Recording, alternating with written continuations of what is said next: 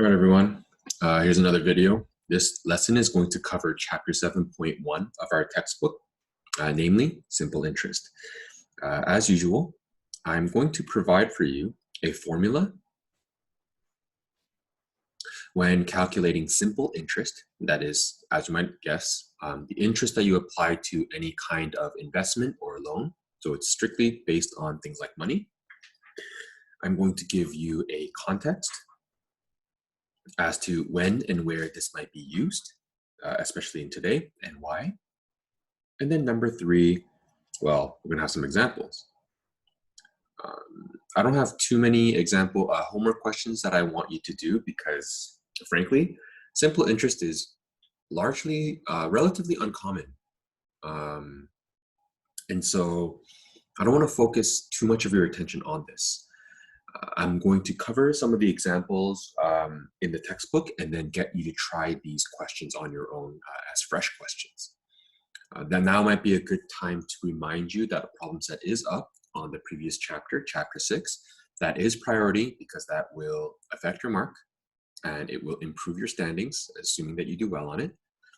And yeah, it should be done before chapter 7. Now, before I continue and give you the formula and stuff, I want to make a little, I guess, quick shout out to this chapter.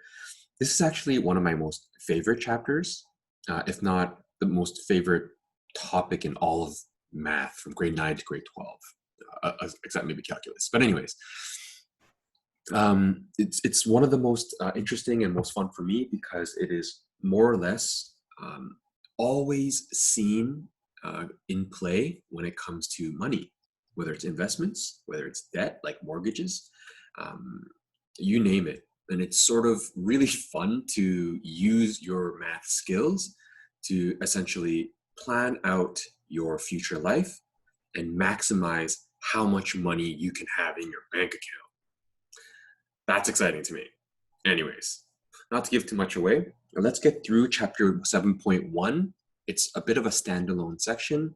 And once you've sort of mastered it, you can essentially not have to look at simple interest ever again, because the rest of the world really sort of uses the next chapter, 7.2, as their main foundation. Okay, so let's get started. The formula for interest, simple interest, I for interest, is equal to P little r and little t. Simple interest is equal to principal multiplied by the rate or the interest rate multiplied by how many years that's going to be applied.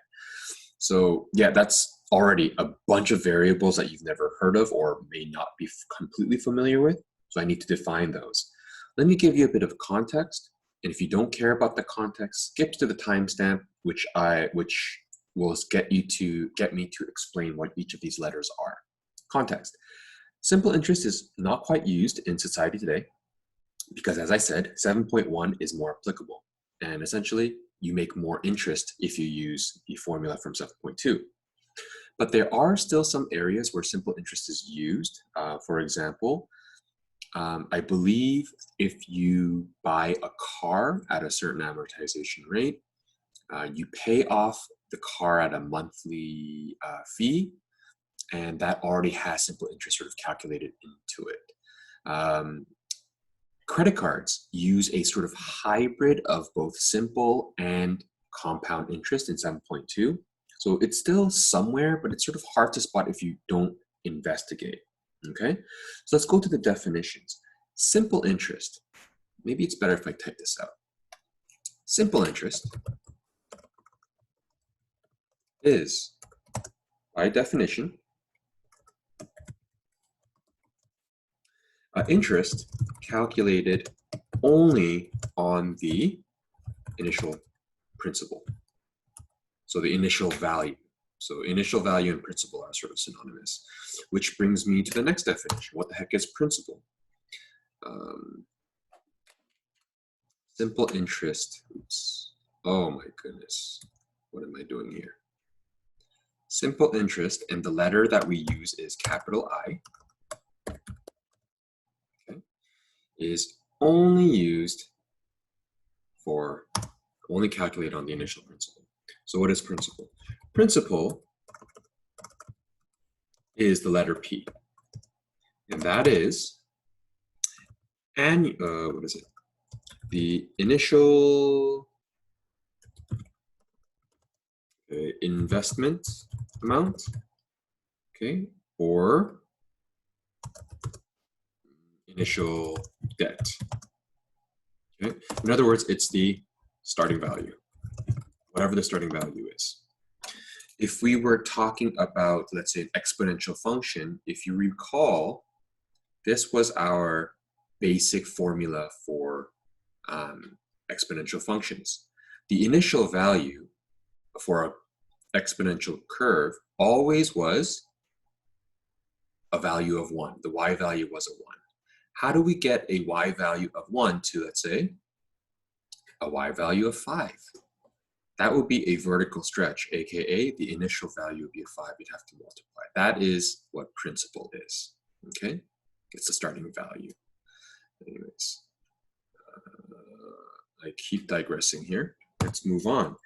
R is what we would call the annual rate of interest. That is little r. You could think of that also as the percent rate per annum. And that's sort of I guess a bank term. Per annum is basically per year, per annual. Okay, and we use the letter little r. So you'll see that kind of terminology or these words pop up in word questions. So pay attention to that.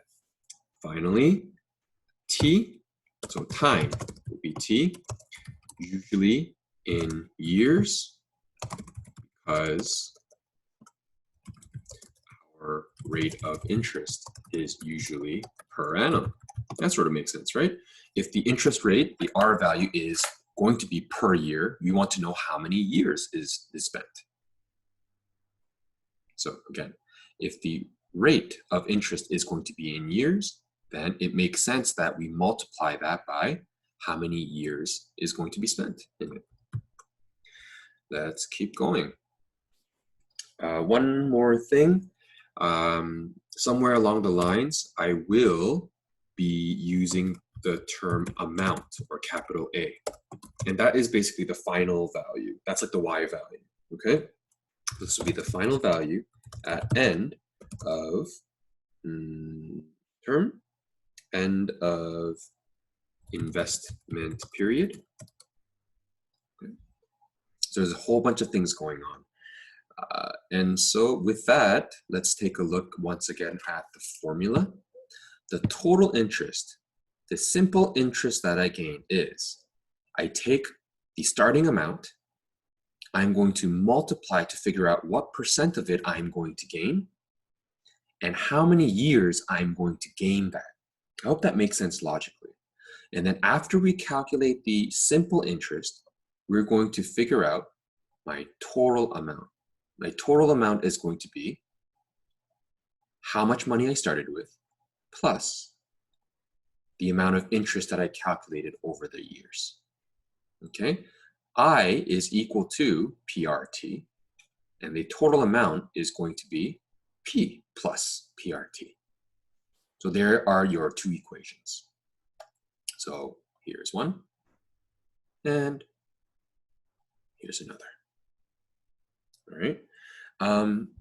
Just to go back to this I equals PRT business, to get another understanding, again, if you're done with the understanding, you want to see this reaction, this question, or this formula in action, use a timestamp. But I really do want to dive in as much as I can. Simple example. Let's pretend you buy something at the dollar store and it costs $1. When you take it to the cashier, how much do you pay? You don't pay $1.13 in cash. You use your credit card or debit card because, you know, social distancing, right? Anyways, how did $1 get to $1.13? Well, we have to add tax. That's why. So what does the cash register multiply? It multiplies with 1.13. Why is it 1 and 1.3. The 1 comes from 100%. So that is the initial 100%. The 1.3 comes from 13%, the tax rate. Right? So 100% plus 13% is 113%.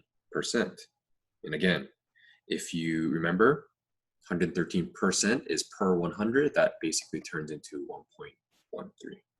In any case, why am I bringing that up? Well, the same applies for interest. Okay, let's pretend I invest $100,000. Good Lord, if I have $100,000. Okay, and my interest rate, so my principal, is 100,000, and I am gonna be investing at a rate of 3%.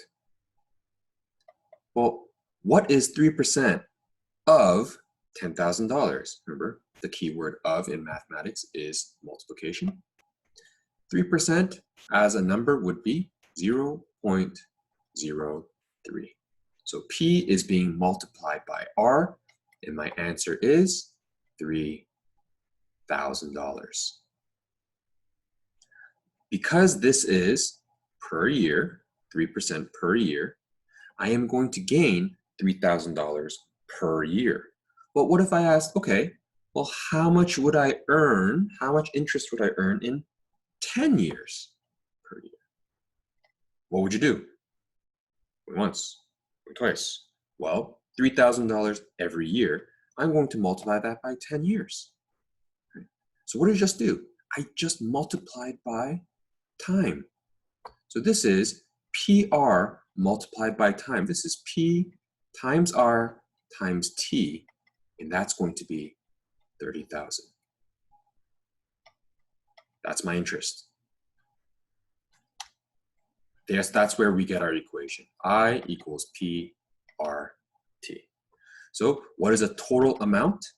Well, how much did I start with again? 100,000. My principal plus I is 100,000 plus 30,000. If I invested this on simple interest, I would be left with $130,000 after 10 years. Okay, that's pretty much it. I'm going to take a look at some of the examples that the textbook provides. And so I'm going to clear the, so we'll see how this formula plays out. I'm going to clear the screen in 3, 2, 1. Here we go. Example 1. So this is just example 1 in the textbook. How much interest is earned if $1,200 is invested at 5% per year, simple interest for 3 years? Please take note, the question mentions it's simple interest. Okay, right off the bat, which means in your head, this should light up. It is not 7.2, 7.1, it's simple interest. Okay, next, let's write out everything that the question gives us and try to identify as many variables as possible. $1,200 was invested, so I know my P is going to be 1,200. 5% per year, per annum, simple interest. So my little r is going to be 5%, which I'm going to turn into a decimal right away. Invested for 3 years, automatically that's a 3. Okay, how much interest is going to be calculated, or how much interest is going to be accrued? I equals P R T, and that's going to be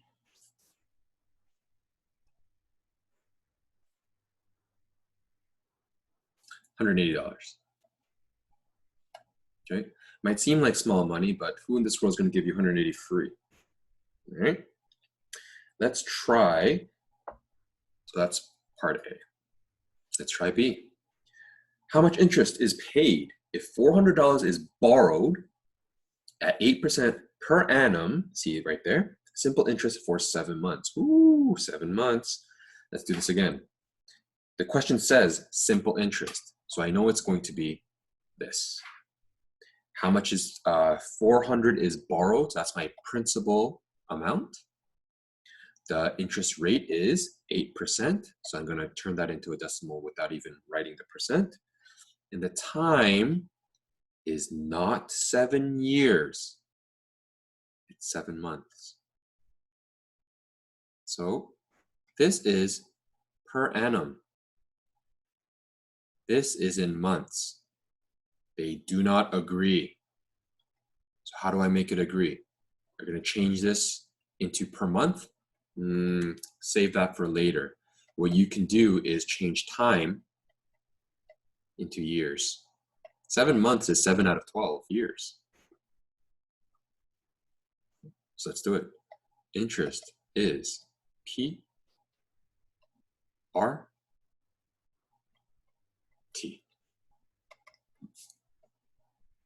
400 times 0.08 times 7. So it would be approximately 18.66 repeating. So it's going to be about $18.67. I am rounding to 2 decimals because when it comes to money and currency, cents go into 2 decimal places. So I'm going to expect you to do that as well. Use your common sense.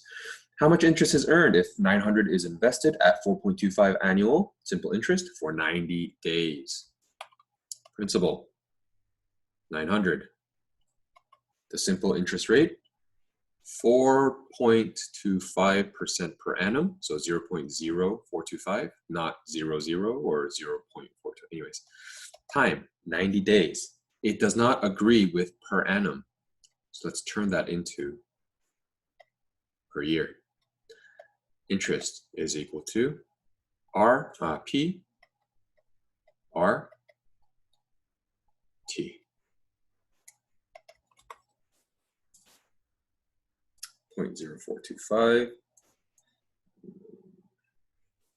9.4315, which is about $9.43 for 90 days.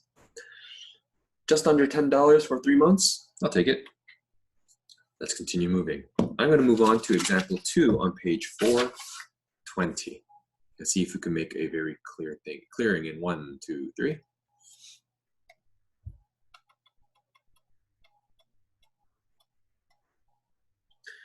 Robert deposits 500 into a guaranteed investment certificate, GIC, that earns 6% per year simple interest. That's smart of him. By the way, shameless plug. If you have money that you're not going to miss, even if you are under, you are a minor, if you are under the age of 18, you can still register for a GIC that will give you, it's not a lot of money, but it's still enough to get free money. If you're not going to use it, if you're going to let it sit there anyways, why not let it make money for you? Okay. Helpful tip. Develop a linear model to relate the amount to time. Identify the fixed part and the variable part. Graph the function. All right, well, part A. Interest is equal to PRT.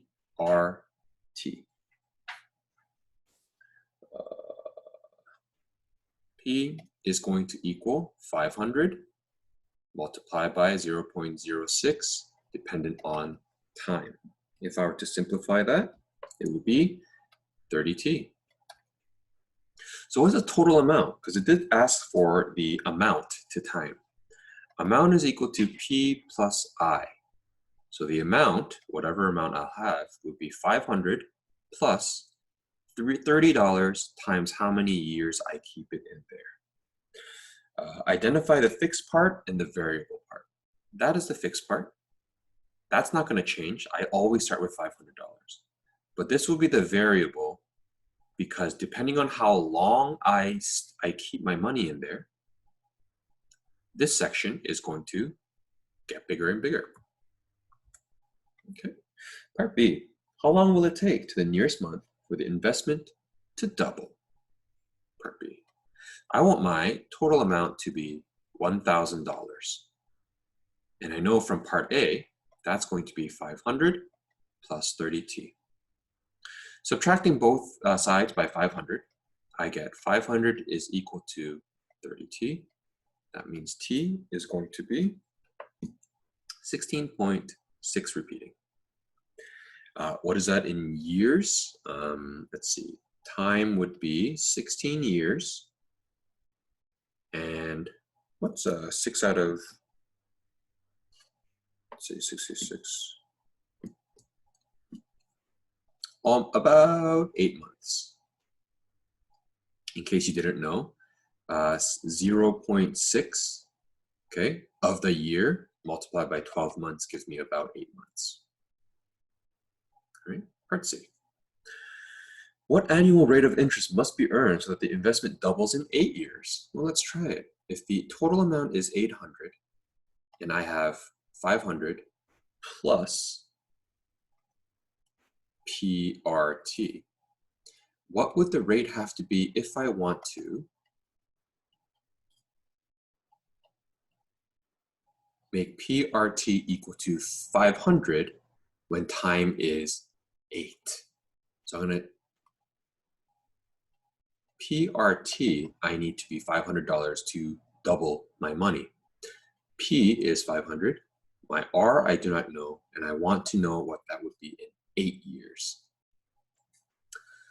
So divide both sides by 500. 8R is equal to 1. R must be 1 divided by 8, which is 0.125. Therefore, to double in 8 years, the rate must be 12.5% per annum.